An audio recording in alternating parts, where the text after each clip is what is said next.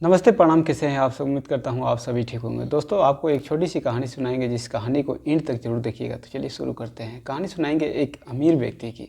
एक अमीर व्यक्ति था और वो मार्केट में गया और सबसे पहले 10,000 रुपये का जूता खरीदा। और वहाँ से जब पहन के घर आया तो उनके घर वाले याद दिलाते हैं कि आपको तो मंदिर जाना था। वो तुरंत फटाफट आदमी तैयार होता है और मंदिर चला जाता है। जब मंदिर जाता है तो मंदिर गेट पे जाता है तो उसको याद आता है, अरे मैं तो इतना महंगा जूता पहना हूँ, फिर इसका क्या होगा।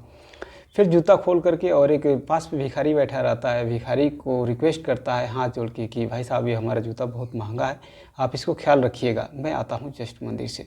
फिर मंदिर में जाता है और दोनों हाथ जोड़ के भगवान से प्रार्थना करता है, भगवान ये गजब का लीला है, मैं एक ऐसा व्यक्ति हूँ कि 10,000 का जूता पहन के आपके पास आया, आपके मंदिर के पास आया था, और एक व्यक्ति आपके मंदिर के सीढ़ी पे ही वो फटे पुराने कपड़े में भीख मांग रहा है। इसके मन में विचार आया और सोचा कि चलो इधर से जब वापस आते हैं तो उसको हम 500 रुपये दे देंगे। फटाफट अपना हाथ और जोड़ के गोड़ मन्नत वगैरह जो भी था मांगा और वापस आया और सोचा कि इसको हम 500 रुपये देते हैं। जैसे आया तो उसका दिमाग ठनक गया, ना वहाँ इसका जूता था, नहीं वहाँ पे भिखारी था। फिर इसके मन में ख्याल आया कि अब क्या करे। फिर वापस गया घर और रात भर ये उसके दिमाग में चलता रहा। फिर सुबह उठा और गाड़ी उठा कर मार्केट की तरफ जब गया तो मार्केट में एक जगह देखा कि जहाँ जूता बिक्री हो रहा है, इसका भी वहीं पे जूता पड़ा हुआ है। फिर जो जूता बिक्री कर रहा था उससे पूछा कि ये तो मेरा जूता यहाँ कैसे आया।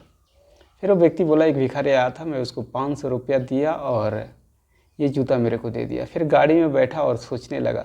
फिर वापस आया तुरंत और मंदिर में गया। फिर बोला कि भगवान, आप तो सबसे पहले मेरे को माध्यम बनाए थे उस भिखारी को 500 रुपया देने के लिए, लेकिन उसका कर्म ही नहीं बदला और मेरा जूता बेच दिया 500 रुपया में।